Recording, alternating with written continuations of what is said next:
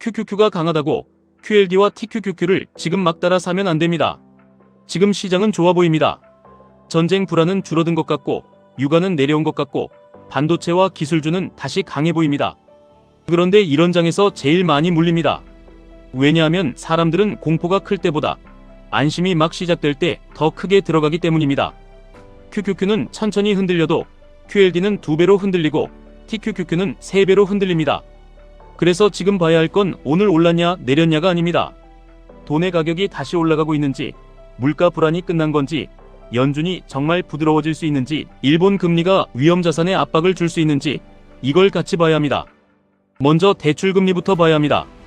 주택담보대출 금리 상단이 7% 중반까지 올라왔다는 이야기가 나왔습니다. 이게 부동산 이야기처럼 보이지만 사실 QQQ, QLD, TQQQ 투자자에게도 중요한 경고입니다.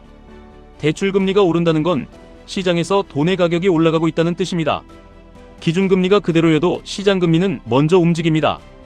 유가가 오르고 전쟁 불안이 생기고 물가가 다시 올라갈 것 같으면 시장은 중앙은행 회의를 기다리지 않습니다. 먼저 금리를 반영합니다. 금리가 오르면 부동산만 힘든 게 아닙니다. 기술주도 부담을 받습니다. QQQ 안에 있는 성장주는 미래 기대를 먹고 올라갑니다. 그런데 금리가 높아지면 미래 가치가 비싸게 평가받기 어렵습니다. 이 말은 계좌에서 아주 단순하게 나타납니다. QQQ가 밀립니다. QLD는 더 크게 밀립니다. TQQQ는 멘탈이 먼저 밀립니다. 그래서 지금은 상승장처럼 보여도 마음을 너무 빨리 열면 안 됩니다. 두 번째로 유가를 봐야 합니다. 전쟁이 끝난 것처럼 보이면 시장은 바로 안도합니다. 유가가 내려오면 사람들은 이렇게 생각합니다. 물가가 잡히겠구나. 금리도 내려가겠구나. QQQ는 다시 가겠구나. QLD와 TQQQ도 지금 사야겠구나. 이 생각이 가장 위험합니다. 유가가 하루 이틀 내려왔다고 이미 올라간 물가가 바로 내려오지는 않습니다. 기름값이 오르면 운송비가 오르고 식비가 오르고 기업 비용이 오르고 생활비가 올라갑니다. 한번 오른 비용은 쉽게 내려오지 않습니다.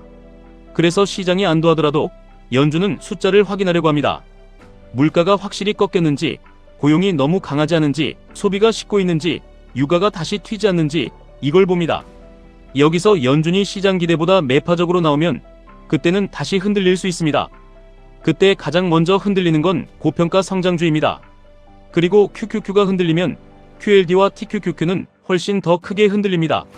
세 번째는 사람들이 가장 많이 착각하는 부분입니다. 좋은 뉴스가 나왔다고 바로 좋은 가격은 아닙니다. 전쟁 불안이 줄어든 건 좋은 뉴스입니다. 유가가 내려온 것도 좋은 뉴스입니다. 반도체가 강한 것도 좋은 뉴스입니다.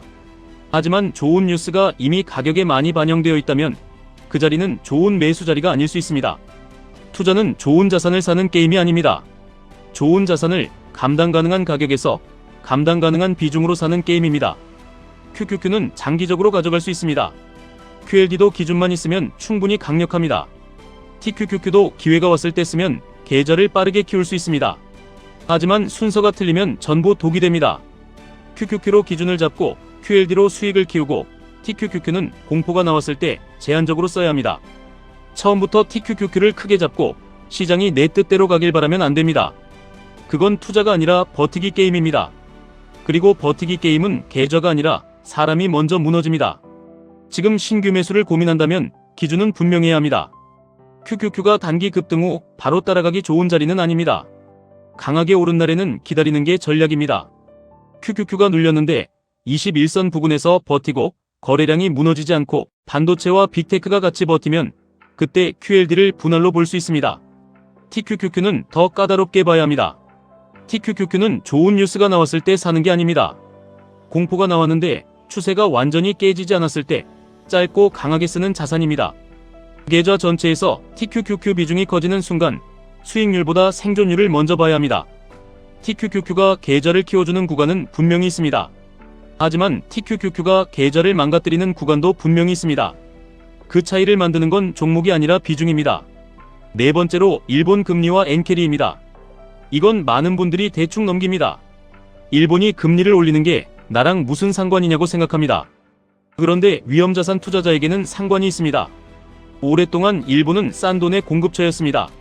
엔화를 싸게 빌려서 미국 주식도 사고 한국 주식도 사고 여러 위험자산에 투자한 자금이 많았습니다. 그런데 일본 금리가 올라가기 시작하면 싼 돈으로 버티던 구조가 조금씩 흔들립니다. 좋은 장에서는 이 문제가 잘 보이지 않습니다. 시장이 오르면 사람들은 금리도 무시하고 환율도 무시하고 엔캐리도 무시합니다. 하지만 시장이 안 좋아지는 순간 무시했던 악재들이 갑자기 한꺼번에 튀어나옵니다. 그때 사람들은 이유를 찾습니다. 엔캐리 청산이다. 일본 금리 때문이다. 환율 때문이다. 연준 때문이다. 사실 중요한 건 이유가 아닙니다. 내 계좌가 그 변동성을 버틸 수 있느냐입니다. QLD와 TQQQ 투자자는 특히 이걸 알아야 합니다. 상승장에서는 레버리지가 선물입니다. 하락장에서는 레버리지가 심리 테스트입니다. 그래서 지금 같은 장에서는 오를 때 더 흥분하면 안 됩니다. 오를 때 계획을 세워야 합니다. 빠질 때 생각하면 늦습니다. 그럼 오늘 전략은 이렇게 정리할 수 있습니다. 첫째, QQQ가 강하다고 바로 TQQQ로 따라붙지 마십시오. 지금은 이미 많이 오른 구간입니다. 새로 들어간다면 급등일보다 눌림일을 기다리는 게 좋습니다. 둘째, QLD는 분할입니다. QQQ가 21선 위에서 버티고 조정이 얕게 끝나는 흐름이면 QLD를 나눠서 담을 수 있습니다. 하지만 하루에 몰아서 사는 건 피해야 합니다. 셋째, TQQQ는 제한적으로만 봐야 합니다. 시장이 급락했는데 핵심 추세가 살아있고 공포가 과하게 나온 자리에서만 써야 합니다. 좋은 뉴스에 흥분해서 TQQQ를 크게 사는 건 기회를 잡는 게 아니라 리스크를 키우는 겁니다. 넷째, 현금은 반드시 남겨야 합니다.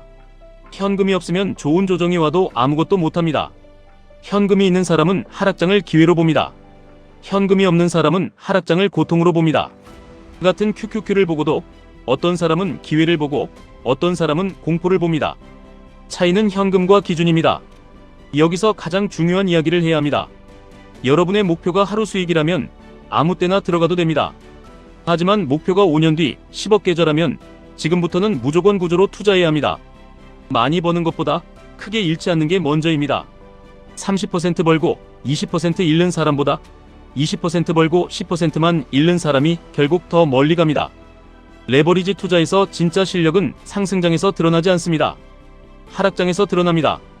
남들이 던질 때 계획대로 사고, 남들이 흥분할 때 비중을 조절하고, 남들이 뉴스 하나에 흔들릴 때 자기 기준을 지키는 사람, 그 사람이 결국 계좌를 키웁니다.